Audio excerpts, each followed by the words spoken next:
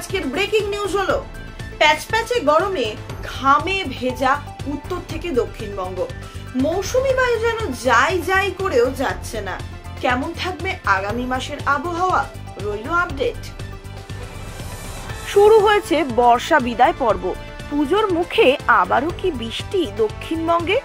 বুধবার থেকে আবারও বৃষ্টির সম্ভাবনা নাকি বাড়বে। মৌসুমী বায়ু প্রত্যাবর্তনের পালা শুরু হয়েছে।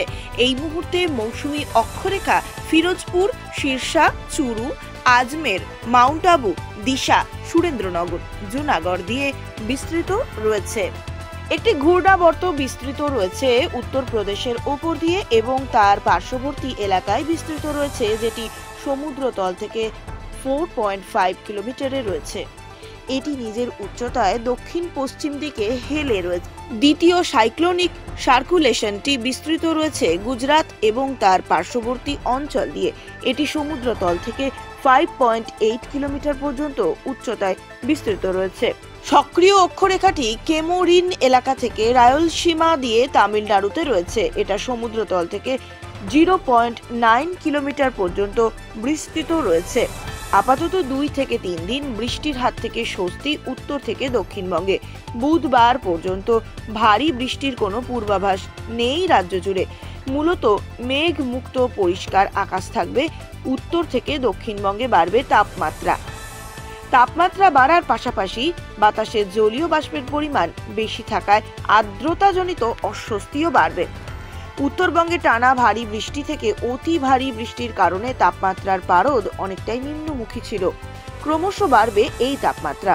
হাওয়া অফিসের রিপোর্ট অনুযায়ী জানা যাচ্ছে বুধবার থেকে উত্তরবঙ্গে আবারও বৃষ্টির সম্ভাবনা রয়েছে। দক্ষিণবঙ্গে আপাতত ভারী বৃষ্টির হাত থেকে রেহাই পাওয়া যাবে।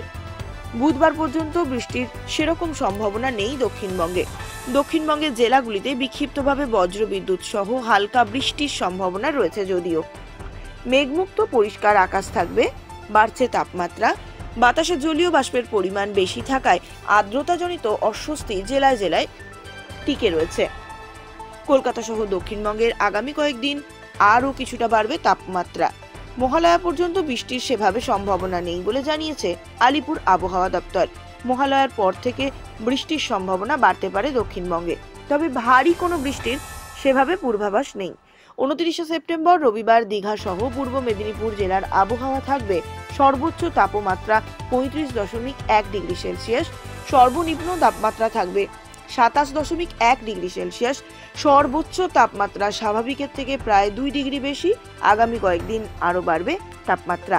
বাতাসে জলীয় বাষ্পের পরিমাণ 83%, ফলে আর্দ্রতাজনিত অস্বস্তি টিকে থাকবে দক্ষিণবঙ্গের অন্যান্য জেলার পাশাপাশি দীঘা সহ পূর্ব মেদিনীপুর জেলাতেও।